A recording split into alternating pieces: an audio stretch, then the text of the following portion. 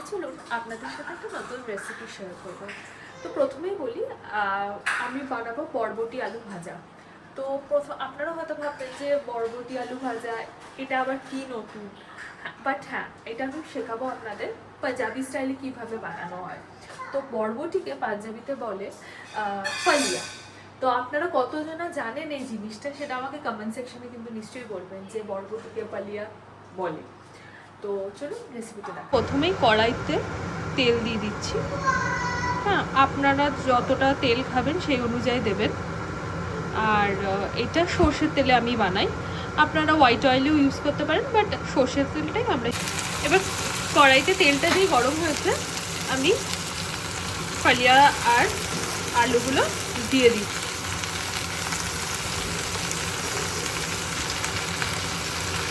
দিয়ে এবার আমি এর মধ্যে একটু নুন দিচ্ছি, এখন আপাতত অল্পই দিচ্ছি, আর হলুদ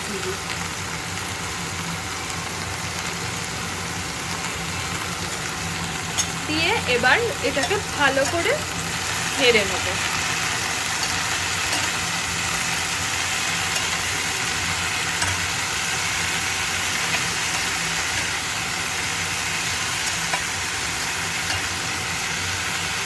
ভালো করে নেড়ে নিয়ে গ্যাসটাকে সিম করে আমি এটাকে ঢাকা দিয়ে রেখে দেবো।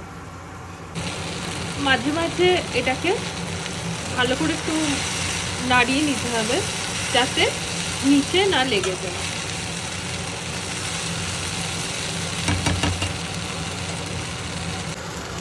মোটামুটি হয়ে এসছে, দেখতে পাচ্ছেন আলুগুলো গলে গেছে আর বরবটিটাও বেশ ভাজা ভাজা হয়ে গেছে।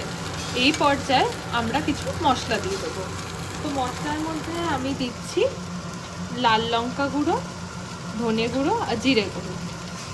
তো দিয়ে দিই, চলুন এটা দিলাম। তার সাথে আমি একটু দেবো কিচেন কিং মশলা, ভাল লাগে খেতে, ফ্লেভারটা একটু এনহ্যান্স হয়।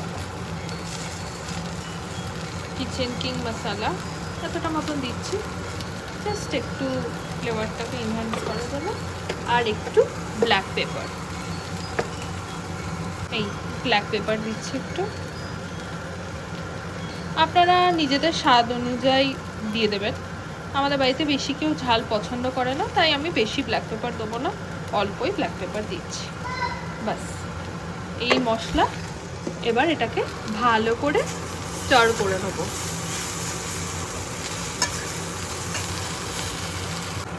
তো আমাদের রেডি ফালিয়া আলু। আপনারাও বানিয়ে খাবেন আর খেয়ে আমাকে জানাবেন কেমন লাগলো। বাই।